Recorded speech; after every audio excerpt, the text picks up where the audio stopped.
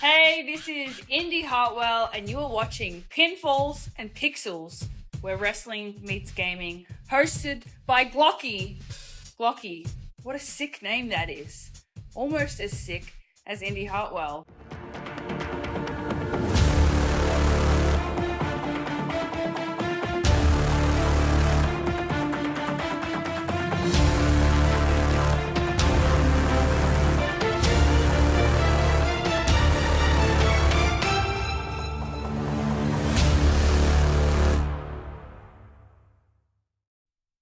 It's late on a Saturday night.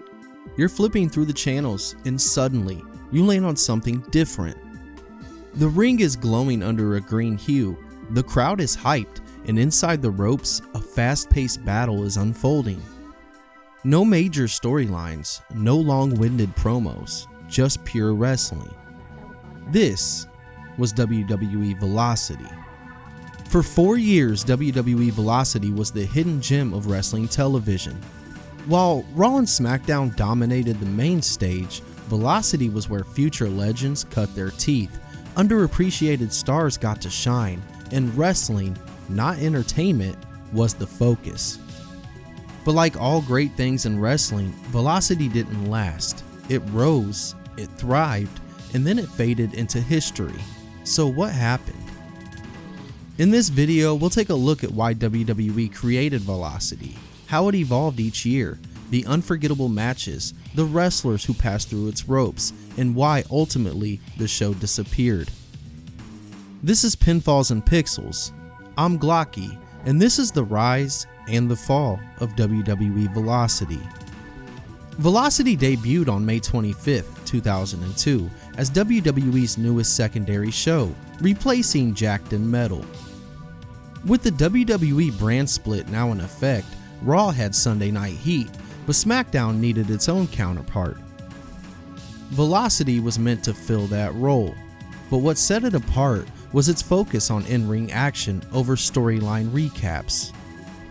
SmackDown's roster was stacked in 2002, with the likes of Kurt Angle, Brock Lesnar, Eddie Guerrero, and Rey Mysterio stealing the show weekly. Many rising stars were struggling for TV time. And so, Velocity became their proving ground.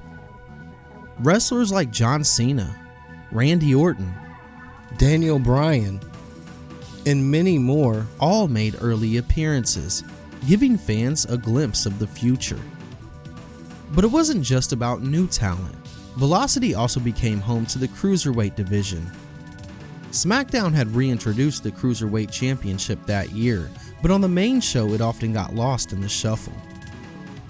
On Velocity, it was a headlining attraction. Billy Kidman, Tajiri, Jamie Noble, and the Hurricane regularly delivered standout matches, making Velocity feel like WWE's own version of WCW's classic Cruiserweight division. The year ended strong, with Matt Hardy version 1 using Velocity as a launching pad for his singles career, putting on excellent matches while building his new self-absorbed persona. 2003 was arguably Velocity's peak. The show had fully found its identity, offering some of the best in-ring wrestling on WWE television. Rey Mysterio, Eddie Guerrero, Chavo Guerrero, and Chris Benoit occasionally appeared, ensuring top-tier matches. Meanwhile, the Cruiserweight Championship would continue to shine, with Jamie Noble defending against challengers like Billy Kidman and some guy named Nunzio. Fans who tuned into Velocity regularly saw matchups that SmackDown barely acknowledged.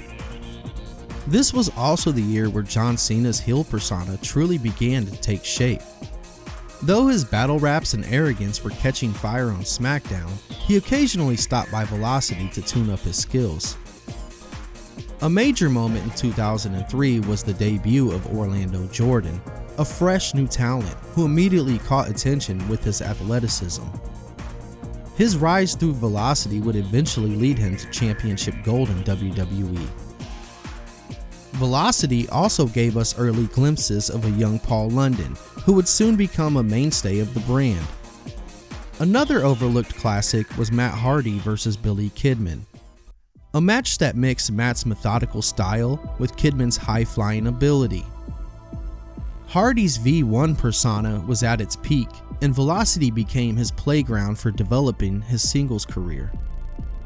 2003 was the year when Velocity wasn't just a sideshow, it was must-watch for pure wrestling fans who wanted top-tier action without the fluff.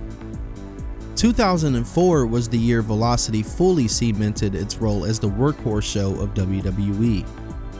It became the home of long technical wrestling matches that wouldn't fit into SmackDown's entertainment-heavy format. Paul London and Billy Kidman's rivalry started heating up, with both men delivering back-and-forth high-flying classics. Their matches defined what made Velocity special: fast-paced action, no nonsense, and high work rate. London's breakout moment came when he defeated Kidman in a non-title match, proving that he was ready for bigger things. By 2005, cracks were starting to form. While the in-ring quality remained high, WWE was beginning to phase out the Cruiserweight division, and the number of high-profile Velocity matches started to decrease. 2005 also saw the emergence of Bobby Lashley, who had several early squash matches on Velocity before his rise on SmackDown. His dominance in these early matches showed WWE's intent to push him as a future star. Meanwhile, longtime Velocity regulars like Paul London, Akio, and Shannon Moore were still putting in work, but the writing was on the wall.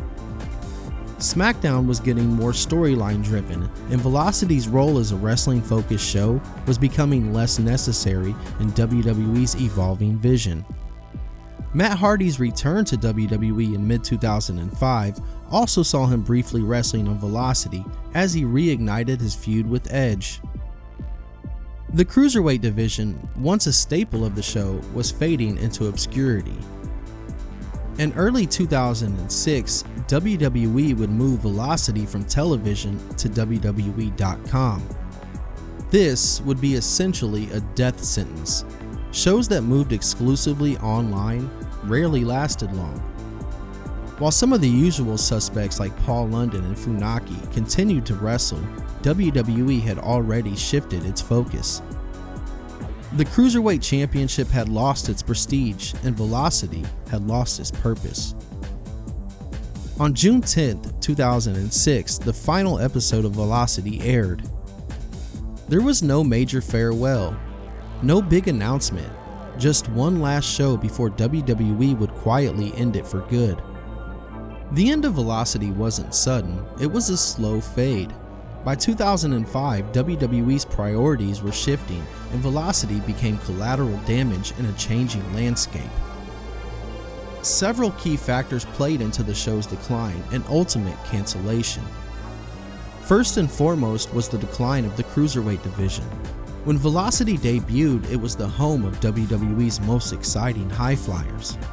The likes of Billy Kidman and Chavo Guerrero had made it the go-to show for fast-paced action. But by 2005, WWE's focus had moved away from the division. Title matches would become scarce. Fewer cruiserweights were given TV time, and the championship itself was de-emphasized. Without the cruiserweights to anchor Velocity, the show's identity began to fade. Another major factor was WWE's evolving television strategy. SmackDown itself was beginning to change. As more and more emphasis was placed on storytelling and character-driven segments, the kind of pure wrestling that Velocity thrived on wasn't seen as valuable anymore. The top stars were positioned as larger-than-life characters rather than work-rate-focused wrestlers, and as a result, there was less incentive for WWE to keep a wrestling-heavy show like Velocity alive. Additionally, the rise of WWE.com as a content platform changed how WWE delivered supplementary programming. WWE realized that secondary shows like Heat and Velocity weren't drawing significant TV ratings, so they decided to move both shows to the internet in early 2006. The problem? In 2006, online streaming was nowhere near as popular or as advanced as it is today. Most fans were not regularly watching web-exclusive content, and once Velocity lost its television slot, it effectively became invisible to a large portion of the audience. The lack of star power also hurt Velocity's longevity. Early in its run, fans could tune in and see up-and-coming superstars like John Cena and Randy Orton. By 2006, however, Velocity had become almost entirely populated by wrestlers who were either stuck in the lower card or weren't being positioned for future success. With no must-see names on the card, casual fans stopped caring. Velocity may be gone, but its legacy lives on. It was where future world champions got their start, where the Cruiserweights thrived, and where some of the best hidden gems in WWE history took place. Did you watch Velocity back in the day? What was your favorite match or moment? Let me know down in the comments and let's talk about it. And if you enjoyed this video, make sure to like, subscribe, and hit that notification bell so you don't miss any future videos. Thanks for watching. This is Glocky and I'll catch you on the next one.